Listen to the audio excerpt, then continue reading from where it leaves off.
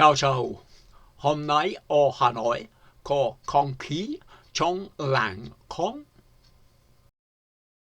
Chú ơi, ở Hà Nội không có con khỉ đâu ạ.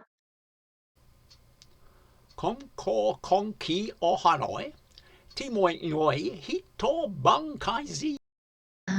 Ý chú là không khí. À, không khí.